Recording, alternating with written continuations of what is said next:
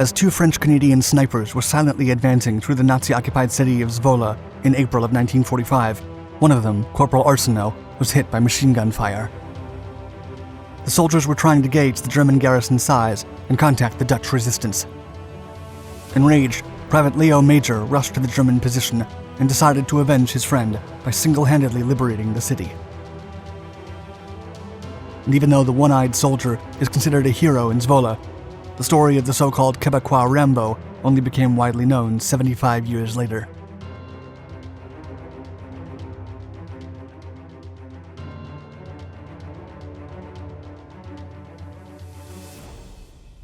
I'm a sniper. Léo Major was born in February of 1921 and grew up in working-class Montreal.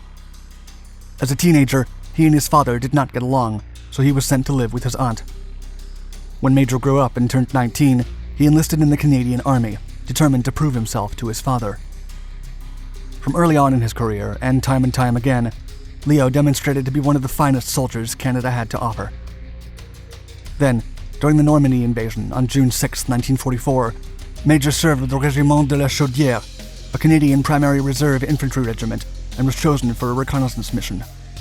During the operation, Léo captured a German armored vehicle containing sensitive communication equipment all by himself.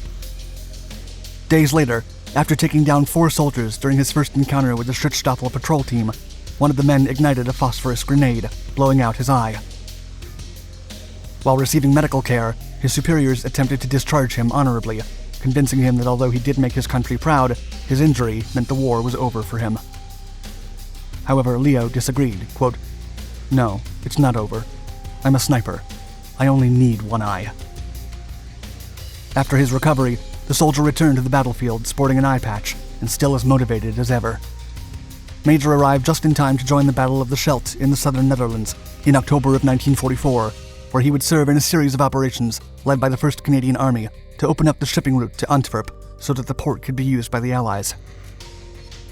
During a reconnaissance mission, a lonely Major, escaping from the rain in an old house, spotted 2 German soldiers walking outside. After capturing the first German, he attempted to use him as bait for the other. The latter tried to use his gun, but Major quickly took him down with his armament. One by one, Major began to capture men from the German squad until he apprehended their commanding officer. The Germans, misbelieving that Major was only the first of hundreds of Canadian soldiers in the area, opted to surrender. Although SS soldiers spotted Major leading his prisoners, he calmly marched back to base with nearly 100 of them. The soldier was eventually chosen to receive a Distinguished Conduct Medal for his heroic actions that day, a decoration for gallantry second only to the Victoria Cross. However, Major refused the medal when he learned that the distinction would also be bestowed upon his superior, Field Marshal Montgomery, whose tactical decisions he disagreed with. Another injury. In February of 1945, while helping a military chaplain load fallen soldiers from a damaged Tiger tank into a Bren carrier, the vehicle struck a landmine. During the attack, the chaplain perished, while the one-eyed Major suffered 2 broken ankles, several broken ribs, and 3 major spine injuries. As Léo was rushed to the field hospital, medics had to administer morphine shots to the soldier every 15 minutes. Still unwilling to give up, Major escaped the hospital a week later to find somewhere else to recover. Major's sniper platoon came very close to declaring him AWOL, but he was reunited with the Regiment de la Chaudière's scout a month later, after a Dutch family nursed him back to health.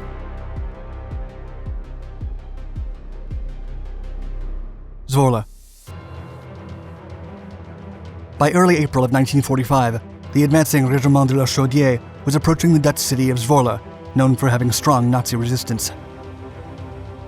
When the platoon's commanding officer asked for 2 volunteers to scout the area before launching an artillery attack and contacting the Dutch resistance, Private Major and his friend, Corporal Arsenault, accepted the precious task.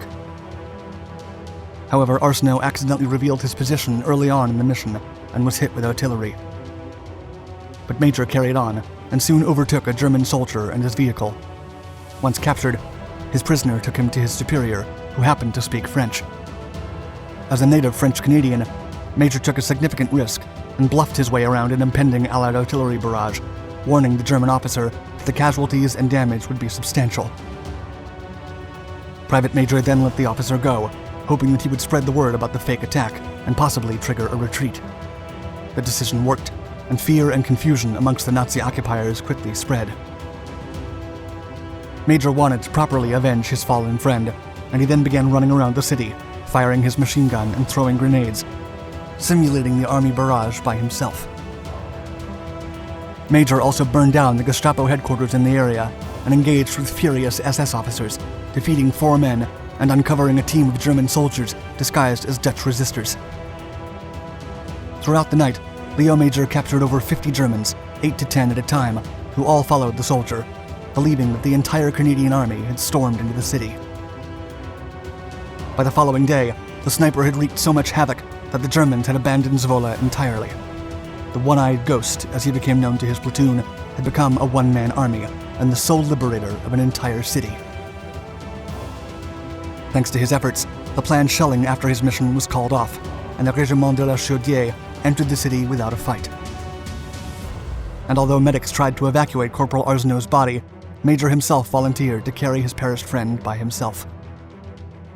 For his actions, he was selected to be awarded the Distinguished Conduct Medal. This time, he accepted. Korea. In 1945, Major returned to Montreal to work as a pipe fitter. But although World War II was over, Private Léo Major had much more to give to his country. By the early 1950s, the Chinese had joined the Korean War and had pushed the United Nations forces back. Major then re-entered the front line in 1951 despite his injuries, joining over 26,000 Canadian soldiers in the front. He was assigned to the Scout and Sniper Platoon of the 25th Canadian Infantry Brigade.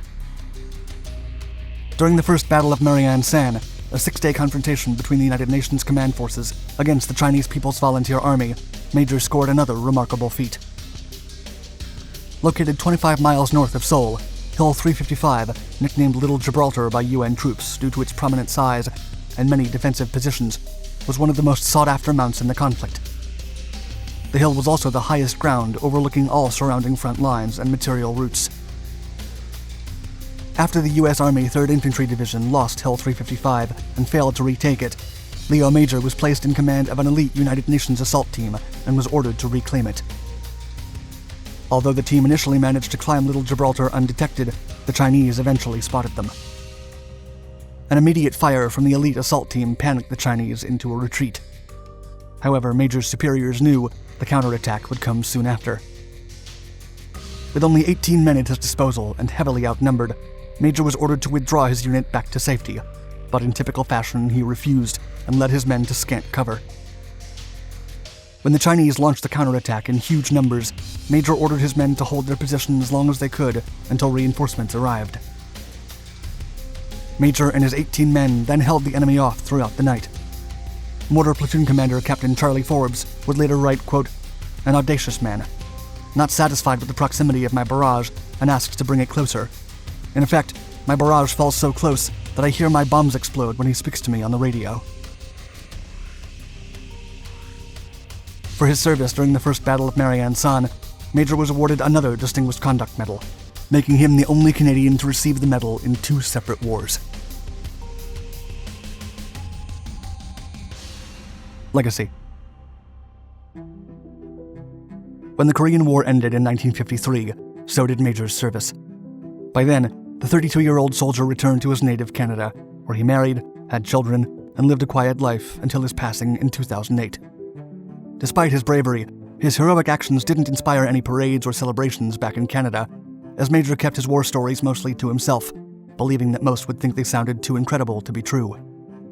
Still, Major's Distinguished Conduct Medals were genuine rarities amongst Commonwealth officers. Only 3% of all British medals and awards earned in World War II were DCMs. During Korea, only 8 Canadians received it, including Léo. To this day, the people of Zwolle remember him as a hero, and the story of the man who saved the city is still taught in all local schools, while Major's namesake is immortalized forever in a street named after him. According to Jan Meyer, former mayor of Zwolle, quote, "We honor Léo Major. He is a symbol of our freedom." Thank you for watching our video. Don't forget to like it and hit the bell icon to be notified of our newest content. And also subscribe to this and all our Dark Documentaries channels for more exciting historical content.